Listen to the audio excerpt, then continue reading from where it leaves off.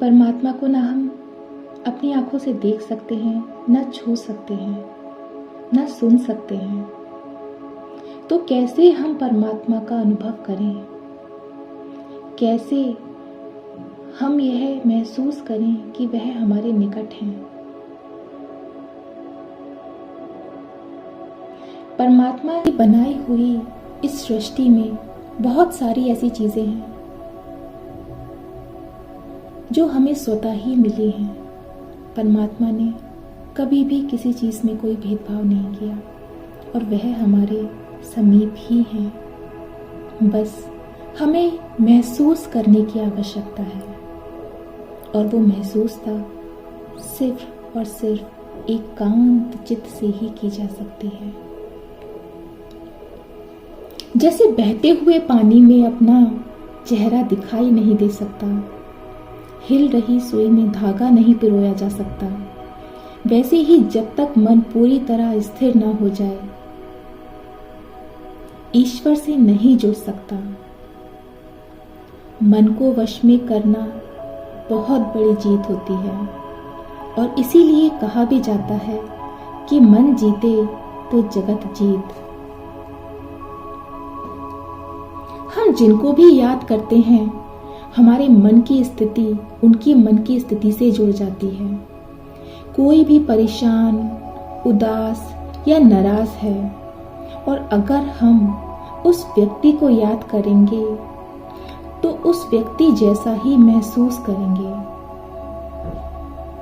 जरा सोचिए, यदि हम शांति के सागर, प्यार के सागर, सर्व शक्तियों के सागर, ज्ञान के सागर परमात्मा को याद करेंगे तो सदा हम शांति, प्यार, शक्ति और ज्ञान से भरपूर होंगे, क्योंकि हम जिसे याद करते हैं उन जैसा ही बन जाते हैं। कुछ चीजें समीप जाने से बिना मांगे ही मिल जाती हैं। जैसे यदि हम अग्नि के पास जाते हैं तो गर्माहट मिलना स्वाभाविक है, बर्फ के पास जाते हैं तो शीतलता मिलना स्वाभाविक है, गुलाब के पास जाते हैं तो सुगंध मिलना स्वाभाविक है। इसी प्रकार ईश्वर से कुछ भी मांगिए मत, बस निकटता बढ़ाइए, फिर देखिए सब कुछ बिना मांगे अर्थात स्वतः ही मिलने लगेगा।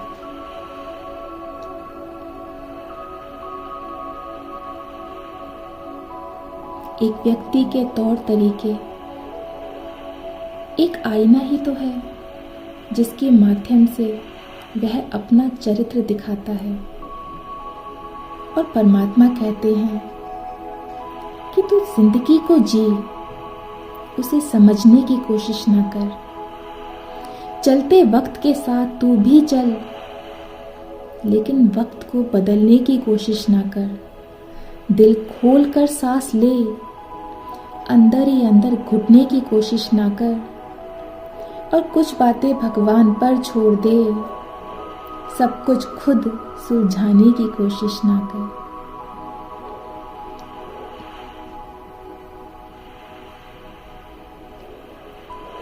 यदि शक्कर को हम अंधेरे में खाएं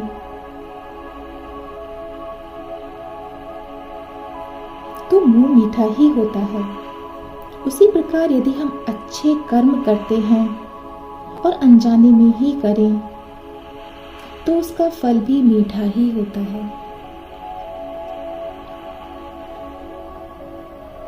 दर्पण जब चेहरे पर हमें दाग दिखाता है तब हम दर्पण को नहीं तोड़ते बल्कि चेहरे पर लगे हुए दागों को साफ करते हैं।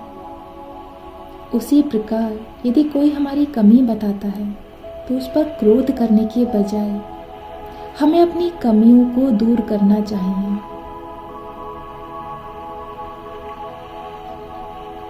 आज के समय में सब लोग धन के पीछे भागते हैं। धन की आवश्यकता है जीवन जीने के लिए, लेकिन हर चीज की अति अच्छी नहीं होती।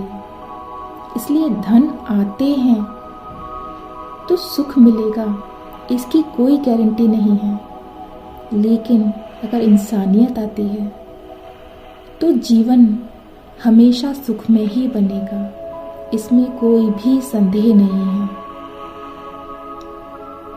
हम एक दूसरे के साथ कर्मों की डोरी से बंधे हुए हैं। अपने कर्मों के लेन देन का हिसाब पूरा करने के लिए ही यहाँ आते हैं।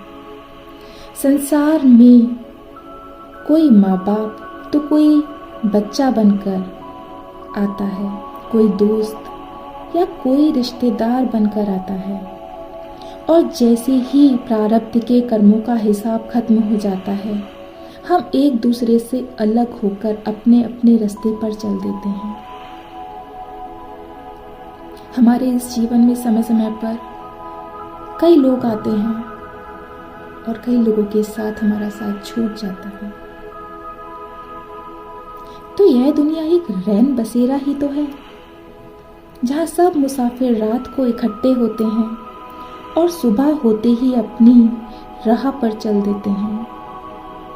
हम सभी पक्षियों की तरह हैं जो सांझ होने पर पेड़ पर आ बैठते हैं और सूरज की पहली किरण आते ही उड़ जाते हैं।